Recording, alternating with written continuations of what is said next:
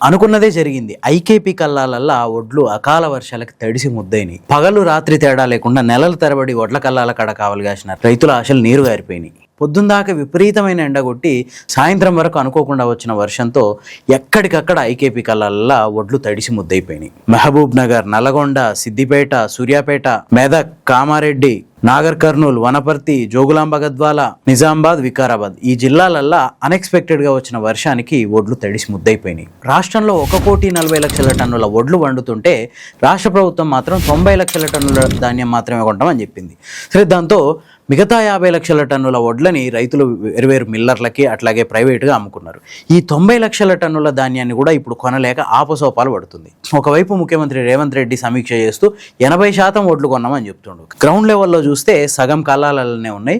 90 లక్షల టన్నులు కొంటామన్న రాష్ట్ర ప్రభుత్వం ప్రస్తుతానికి 70 లక్షల టన్నులకి తన లక్ష్యాన్ని గుర్తించుకుంది. అంతేకాకుండా 80% వడ్లని ఆల్రెడీ కొనుగోలు చేసినామని చెప్పి లెక్కలు చెప్తుంది. అసలు ఇది ఎంతవరకు కరెక్ట్? 90 లక్షల టన్నుల్లో 80% అంటే 72 లక్షల టన్నుల వడ్లని ఇప్పటికే కొనుగోలు చేస్తుంటే అప్పుడు 80% లక్ష్యం పూర్తయినట్టు లెక్క. కానీ ఇప్పటి వరకు గవర్నమెంట్ కొన్నది 60 లక్షల టన్నుల లోపే ఉంది. ఎగ్జాక్ట్ గా అంచనా వేస్తే 55 లక్షల టన్నులకు మించి ఇప్పటి వరకు ప్రభుత్వం కొనుగోలు చేయలేదు. మిగతా ధాన్యం అంతా ఇప్పటికే ఐకేపీ కల్లాలనే ఉంది. 90 లక్షల టన్నుల లక్ష్యం పెట్టుకొని 55 లక్షల టన్నులు కొని 80% పూర్తయింది అంటే ఎట్లా? అంటే ఇంకో దిక్కు 70 లక్షల టన్నులకి లక్ష్యాన్ని కుదించుకోవడం. ఎంత దుర్మార్గమైన చర్య ఇది! నెలల తరబడి రైతులు ఐకేబీకి తీసుకొచ్చి ఒడ్లు పోసి 15 రోజులు, 20 రోజులు, నెల రోజులు అక్కడ కావలి కాసి వాటిని ఎండబోసి తూర్పార పట్టించి రకరకాల కష్టం పడి అమ్ముకోవడానికి రెడీ చేసుకున్న తర్వాత వర్షం వచ్చి మొత్తం తడిపేసింది. ఎప్పుడు వచ్చిన వడ్లని అప్పుడు కనీసం వారం 10 రోజుల్లో ఒడ్లు గనక కాంటా అయి ఉంటే ఇట్లాంటి పరిస్థితి రాకపోయేది. ఒక్కో రైతు కనీసం 4 రోజుల పాటు ఐకేపీ సెంటర్లలో ఒడ్లు పోసి పెట్టుకోవాల్సిన పరిస్థితి వచ్చింది. పోనీ ఇన్ని రోజులు ఐకేపీ కల్లాలలో వెయిట్ చేస్తే ఏమన్నా లాభం ఉంటుందా అంటే అసలుకే లేదు. ప్రత్యేకమైన మిషన్లు పెట్టి తాలు తరుగు మొత్తం రాయి లేకుండా ఒడ్లని తేటగా చేసి ఐకేపీలో పోస్తే అయినా కూడా 3 కిలోల తరుగు పెడుతున్నారు. 40 కేజీలకు బస్తా లెక్క అయితే 43 నుంచి 45 కేజీలకు బస్తా కాంటాలు వేస్తున్నారు. ఇదంతా ఓను మళ్ళా ప్రతి 100 క్వింటాలకి మళ్ళీ 4-5 క్వింటాలు తరిగేస్తున్నారు. ఎంత దారుణంగా దోపిడీ జరుగుతుంది చూడండి. ఏ గ్రేడ్ వడ్లను కూడా బి గ్రేడ్ కింద రాసుకుంటున్నారు. ఎకరానికి 6,700 రూపాయలు తరుగు కింద రాస్తున్నారు. ఒక్కో రైతుకు వేలాది రూపాయలు నష్టం చేసి పెడుతున్నారు. ట్రాన్స్పోర్ట్ ఛార్జీలు, హమాలీ ఛార్జీలు, ట్రాక్టర్ వెయిటింగ్ ఛార్జీలు, కాంటా డబ్బులు ఇవన్నీ రైతుల నెత్తి మీదనే రుద్దుతున్నారు. ఒక్కో ఎకరానికి 4 నుంచి 5,000 రూపాయల వరకు రైతు ఈ రూపకంగా చెల్లించాల్సి వస్తుంది. ఒకప్పుడు ఇట్లాంటి పరిస్థితి ఏం లేదు. జస్ట్ పొలం నుంచి ఐకేబీ సెంటర్కి తీసుకొచ్చిన దాకానే రైతు బాధ్యత. ఐకేబీ సెంటర్కి తీసుకొచ్చి ఒక 4-5 రోజులు ఎండ పోసుకొని మ్యాచ్ రాగానే ఆటోమేటిక్గా కాంటా వేసేటోళ్ళు కాంటా పైసలు కానీ హమాలీల పైసలు కానీ మళ్ళీ మిల్లు దగ్గరికి పోయి లారీలు వెయిట్ చేయాల్సిన పరిస్థితి కానీ ఏది లేదు. అసలు పూర్తిగా ప్రభుత్వమే బాధ్యత తీసుకొని మిల్లులకు చేర్చేది. కానీ ప్రస్తుతం పూర్తిగా పరిస్థితి మారిపోయింది. ఒడ్లు తెచ్చి ఐకేపీలకు పోయంగానే తాలు తరుగు తీయడానికి ఒక మెషిను, దానికి గంటకు 1,200. అదైపోయిన తర్వాత మళ్ళీ 4-5 రోజులు ఎండబోసుడు. ఒడ్లు ఎండిన తర్వాత కాంటా వేయడానికి దానికి పైసలు రైతు చేతి నుంచే పెట్టిస్తున్నారు.